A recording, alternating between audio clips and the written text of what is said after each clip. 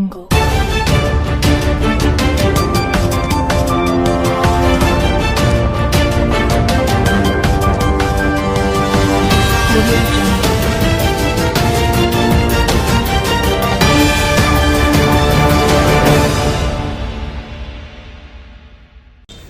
ప్రజలని దోచుకోవడం కోసం ఆదానితో ఒప్పందం చేసుకొని మరి స్మార్ట్ మీటర్లు బిగించడం కోసం ఈ రాష్ట్రంలో ప్రయత్నం చేస్తూ ఉంది.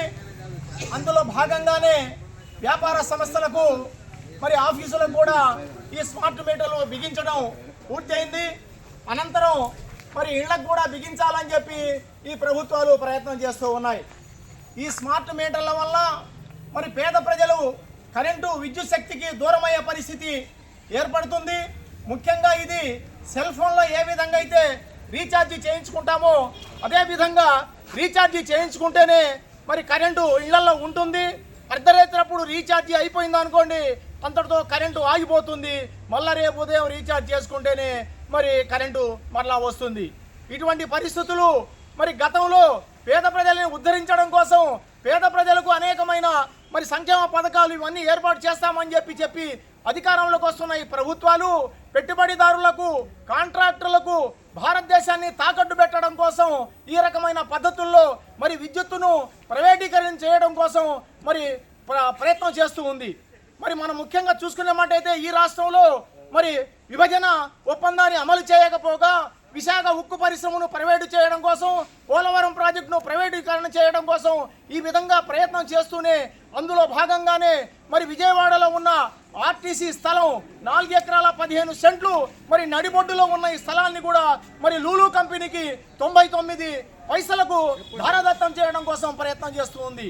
అదేవిధంగా మరి 13 ఎకరాల 70 సెంట్లు విశాఖపట్నంలో ఉన్న మరి విశాఖ స్థలాన్ని కూడా మరి ధారాదత్తం చేయడం, ప్రైవేటు వాళ్లకు ధారాదత్తం చేయడం కోసం ప్రయత్నం చేస్తూ ఉంది. అందులో భాగంగానే భారతదేశంలో మరి పూర్తిగా ఉన్న విద్యుత్ శక్తి వ్యవస్థను ప్రైవేటీకరణం చేయడం కోసం ఈ స్మార్ట్ మీటర్లు బిగించడం కోసం ప్రయత్నం చేస్తూ ఉంది. మరి గతంలో 2022-23 సంవత్సరాలకు మరి 23-24 సంవత్సరాలకు దాదాపుగా 15,485 కోట్ల రూపాయలు అదనపు భారం వేయడం జరిగింది. అంతేకాకుండా మరి దాదాపుగా 2,787 కోట్ల రూపాయలు మరి అందరి జనాల దగ్గర వసూలు చేయడం జరుగుతుంది. మరి ఈనాడు 2025 కూడా ఈ సర్ఛార్జీలు అనేక రకమైన అదనపు ఛార్జీలు వేసి ప్రజల నడ్డి విరచడం కోసం ఈ ప్రభుత్వం ప్రయత్నం చేస్తూ ఉంది. మరి అధికారంలో రాకుండా ప్రతిపక్షంలో ఉన్న ఈ తెలుగుదేశం కూటమి ప్రభుత్వం జగనన్న అధికారంలో ఉన్నప్పుడు ఏం చెప్పిందండి?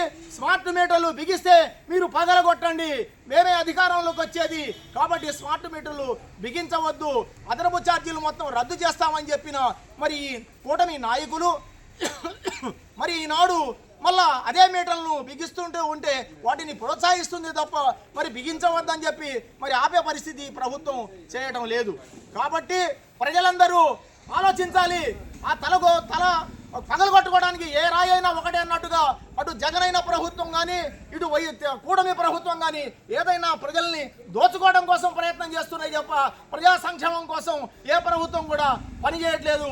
అందుకోసం సోదరులారా మీరందరూ ఆలోచించండి. ఈ స్మార్ట్ మీటర్లను వ్యతిరేకించవలసిన అవసరం ఎంతైనా ఉంది. దీనివల్ల అనేకమైన ఇబ్బందులు పడతారు. ఏదో వామపక్షాలు చెబుతున్నారులే, వీళ్ళేదో చెప్తారులే అనే పద్ధతుల్లో కాకుండా ఒకసారి మీరు కూడా వీటి గురించి ఆలోచించాలి.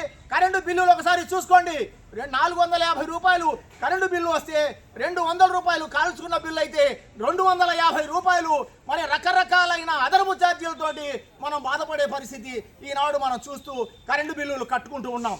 కాబట్టి దాదాపుగా నెల రోజుల నుండి రాష్ట్రంలో మరి వామపక్ష పార్టీలు, ప్రజా సంఘాలు అనేకమైన పద్ధతుల్లో దశల వారీగా అనేకమైన పోరాటాలు చేస్తూ ప్రజల్ని చైతన్యవంతం చేస్తూ పాంప్లెట్లు పంచుతూ వీధి వీధికి ఇళ్లకు తిరిగి ఈ రకంగా జనాలకు చెప్పి చైతన్యవంతం చేస్తున్నాము.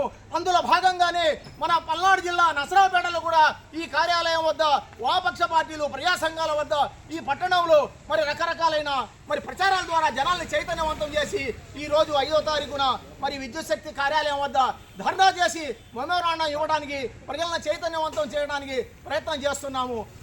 వామపక్షాల ఐక్యత, రద్దు చేయాలి స్మార్ట్ మీటర్లను, రద్దు చేయాలి స్మార్ట్ మీటర్లను, స్మార్ట్ మీటర్లను వద్దు, వద్దు అదనపు భారాలను వద్దు.